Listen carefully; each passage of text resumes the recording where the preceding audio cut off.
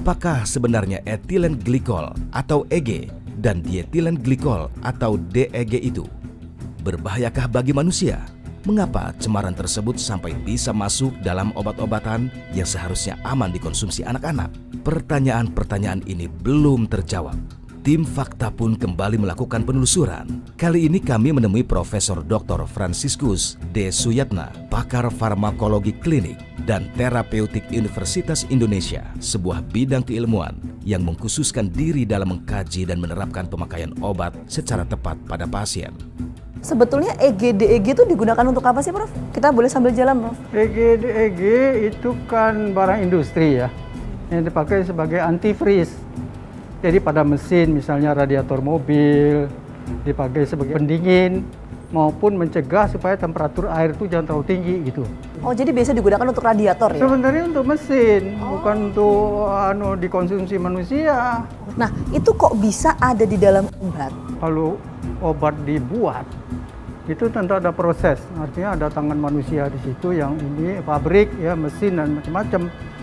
Nah, itulah dia ada batas keamanannya, batas toleransinya ada. Tapi ya di atas itu ya tentu tidak diperbolehkan karena berbahaya ya untuk dikonsumsi manusia.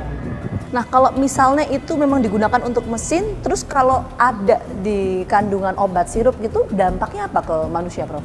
Itu tergantung dosis, berapa banyak yang dimakan, kemudian berapa lama gitu ya. Oke, andai kata misalnya kalau di dalam batas aman efeknya bagaimana, kalau di atas batas aman efeknya gimana?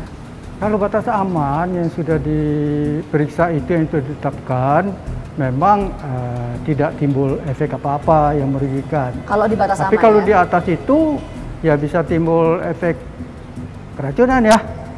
Nah, keracunannya itu ya kalau dari medis itu kita mesti lihat keracunannya itu yang pernah diketahui itu mempengaruhi susunan saraf pusat, mempengaruhi ginjal, mempengaruhi saluran cerna dan sebagainya.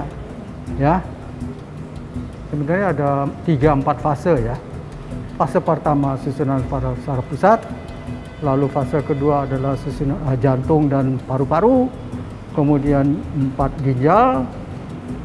ginjal, lalu yang keempat itu adalah fase yang sudah lewat, yang sudah lanjut. Ya, misalnya kerusakan saraf dan macam-macam ya. Nah, jadi fase pertama itu biasanya adalah muncul seperti orang mabuk. Karena itu kan alkohol. Ya, seperti orang mabuk. Jadi mabuk, kemudian mual, muntah dan sebagainya, itu yang kita lihat pada gejala awal. Sebenarnya itu gejala awal. Jadi artinya kalau kita cukup waspada bahwa ada gejala demikian yang kita lihat pada anak yang minum satu sirup atau apa, mestinya kita waspada. Tapi kadang-kadang atau seringkali datangnya ke rumah sakit sudah terlambat. Oke, penyebabnya bisa sampai ke gagal ginjal akut seperti yang terjadi saat ini, enggak sih, Prof? Betul, bisa timbul gejala. Kalau di atas batas normal itu tadi ya, kalau studi 0,8 tadi yang Prof sampaikan. Iya, tergantung toleransi atau daya tahan manusia itu juga. Tapi tergantung dosis. Kalau dosisnya tinggi, katakanlah 50 mg ya per desiliter, biasanya intoksikasinya sudah berat. Oh, jadi tergantung dosisnya. Dosis. Semakin tinggi dosisnya juga tingkat keparahan dosis juga menentukan. Dalam keracunan dosis menentukan, ya.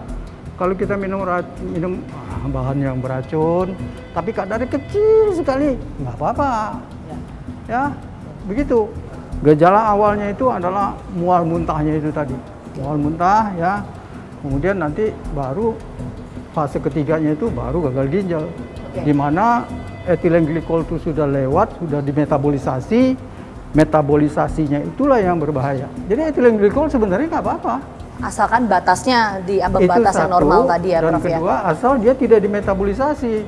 Tetapi kan masalahnya adalah badan manusia itu memetabolisasi etilen glikol itu keluar hasil produk metabolisasinya yang beracun. Justru andai kata tidak diubah dia, nggak ada keracunan. Kan itu mekanisme dari obat fomepizol itu kan. Obat antidotnya itu atau anti racun dari yang kita ramai sekarang dengan etilen glikol itu Fomepizol kan, yang sedang diimpor atau sudah diimpor oleh Kemenkes ya. Itu kan cara kerjanya begitu, dia menghambat metabolisasi. Oke. Karena apa? Nanti etilen glikol yang tidak dimetabolisasi itu dibuang lewat urin. Tidak dimetabolisasi, dibuang lewat urin. Tapi gagal ginjal, penyakit gagal ginjal kan bukan hanya disebabkan oleh etilen glikol. Ada faktor lain? Ada penyakit lain apa kan, itu, Prof? yang batu ginjal misalnya, atau penyakit-penyakit tertentu yang mengganggu ginjal, atau minum obat tertentu yang memang efek racunnya terhadap ginjal, Bisa di sini, Prof? ya kan?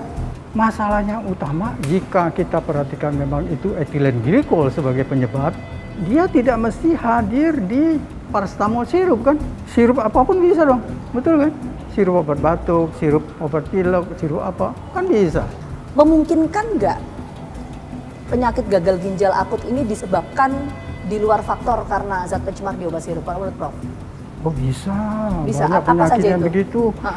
Kalau orang kurang minum sehingga dehidrasi berat, orang hipotensi, tekanan darahnya turun sekali, ginjalnya rusak. Orang nggak minum ginjalnya bisa rusak. Itu keadaan yang sehat saja. Artinya bukan karena obat, bukan karena penyakit. Ya penyakit-penyakit juga ada. Ya, penyakit sindrom nefrotik, penyakit radang ginjal, nggak bisa gagal ginjal. Terus Bisa, apa lagi? batu ginjal juga bisa. Ya, banyak. Tapi saya kira itu mah terlalu luas. Masih jadi pertanyaan mengenai penyebab dari kasus gagal ginjal akut di Indonesia. Karena fakta yang kami temukan di lapangan, ada korban yang meninggal dunia dengan diagnosa gagal ginjal akut ini setelah mengkonsumsi obat sirup. Tapi ada juga korban meninggal dunia dengan kasus gagal ginjal akut tidak mengkonsumsi obat sirup sama sekali. Sementara BPOM mengatakan bahwa salah satu penyebab dari kasus gagal ginjal akut dikarenakan obat sirup yang mengandung pencemar di atas batas normal. Pertanyaan dong, kok bisa obat sirup dengan pencemar di atas batas normal ini bisa beredar luas di pasaran? Jadi bagaimana pengawasan mengenai pembuatan hingga proses peredaran obat yang selama ini berlaku di Indonesia? Saksikan terus Fakta setiap hari Senin pukul 8 malam hanya di TV One.